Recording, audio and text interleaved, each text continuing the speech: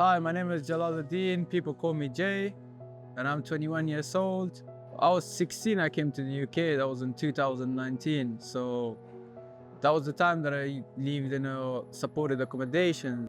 Yeah, it's important to inspect on the staff workers to make sure the young people gain the right support, good experience, yeah.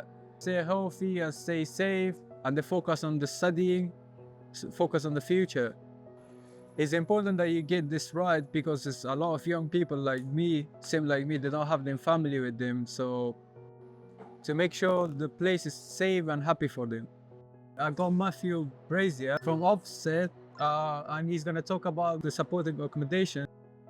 Matthew Offset, they run a consultation about their plans to inspect the supportive accommodation. How many people replied to your consultations?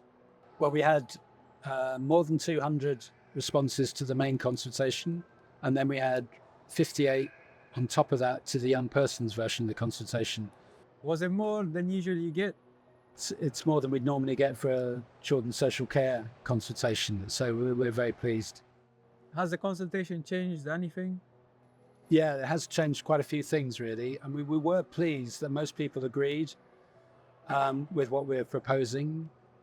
Generally speaking, but a lot had some really useful comments that's helped us improve or tweak what we were going to do.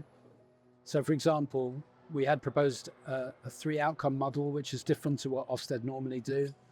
And most people agreed with that, but a lot said that we hadn't quite got the wording right. So we have tweaked the wording of the second outcome, and we think we've got a better balanced set of outcomes now. So we're very grateful for that feedback. And we've listened really carefully about what young people have said to us about the notice period. They're particularly keen that we gave the minimum notice possible. So we are saying that the inspection starts as soon as we call the provider. We won't physically arrive for 2 days. We do need to spend some time planning where we're going to go and who we need to speak to. And some young people will be really busy, and we'll need to make arrangements with them to meet them at a time that's convenient for them.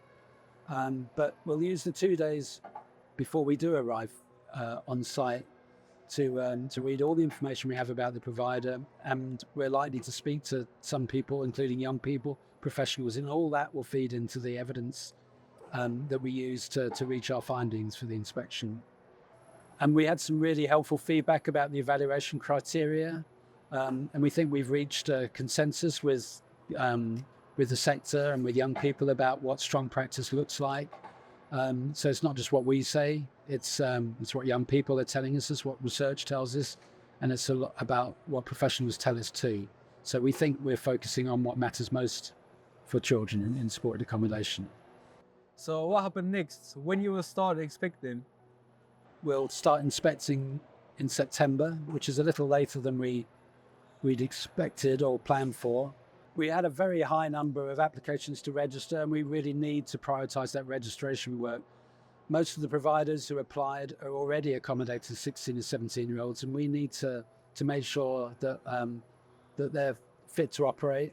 And so we'll be doing that before we start inspections in September. So there is a slight delay to starting the inspections, but it does mean that everyone has a little bit longer to read and understand the guidance and understand what they can expect when we do visit and carry out our inspections. How often will you inspect? At the very least, we'll visit each provider every 3 years, but we'll return sooner for weaker providers, and we can always visit without any notice at all if we have any concerns about the safety of children. A lot of people are still unhappy. Someone aged 16 to 17 living in a supported accommodation. What would you like to say to them? I know, and I can understand why. We'll be inspecting within the current legal framework, but when we inspect, we will be expecting to see that children are receiving the best quality support possible. And supported accommodation isn't right for all 16 and 17-year-olds. We won't be expecting to see children in supported accommodation that clearly aren't ready for that level of autonomy. So we expect providers and local authorities to make the right decisions for the children in their care.